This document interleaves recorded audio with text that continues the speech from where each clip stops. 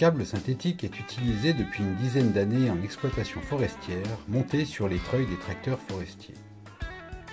Pour assurer un bon usage et améliorer la longévité du câble, la réalisation d'épissures, simples ou doubles, est indispensable, les nœuds ayant montré leur fragilité. Les boucles épissées sont nécessaires pour l'accroche des grumes et la double épissure permet la jonction de deux câbles suite à une casse. Le nouveau câble synthétique Skady, arrivé sur le marché en 2018, est construit de 3 taurons torsadés alors que le câble utilisé à ce jour est constitué de 12 taurons tressés. Les épissures sont donc différentes mais restent faciles à faire et ne nécessitent que du scotch et un outil tranchant pour leur réalisation. Pour commencer l'épissure, ligaturez le câble avec du scotch à environ 20 cm du bout. Scotchez également chaque extrémité de tauron pour maintenir sa structure, puis défaire la torsade jusqu'au scotch pour obtenir 3 taurons courants séparés. Déterminez la dimension de la boucle souhaitée et repérez le lieu de jonction de cette boucle. Positionnez votre câble à droite et les taurons courants à gauche. 2 sont devant et un derrière.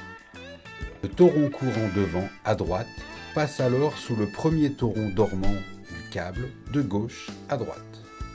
Tournez alors le câble sur lui-même de 180 degrés. Le câble dormant est à gauche et les 2 taurons courants à droite, un devant, l'autre derrière. Identifiez le deuxième tauron dormant sous le premier tauron courant déjà positionné. Le tauron courant de devant passe alors sous ce deuxième tauron dormant, de gauche à droite. Le dernier tauron courant passe alors sous le même tauron dormant que précédemment, mais dans le sens contraire. À ce stade, vérifiez que chaque tauron courant sort du câble à un endroit différent, en alternance avec les taurons dormants. Pour chaque tauron courant, passez-le sur le premier tauron dormant, puis sous le suivant. Réalisez cette action pour chaque tauron successivement, en s'assurant toujours que les taurons courants restent en alternance des taurons dormants. Tirez régulièrement sur les taurons pour qu'ils se mettent bien en place. 4 passes par tauron sont suffisantes pour assurer la résistance nécessaire aux usages forestiers. L'épissure terminée est utilisable immédiatement. Pour réaliser une double épissure, le principe est identique avec 2 bouts de câble préparés de la même façon. Scotch à 20 cm, tauron scotché et des torsades.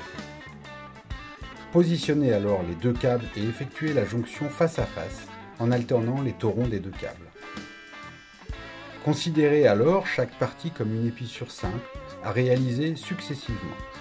A noter qu'il n'y a pas de croisement de tauron courant comme pour l'épissure en œillet et qu'il suffit de passer chaque tauron courant sur puis sous un tauron dormant en alternance. Tirez régulièrement sur les taurons courants pour qu'ils se mettent bien en place. Le scotch initial n'a alors plus de fonction et peut être retiré. L'épissure terminée est utilisable immédiatement.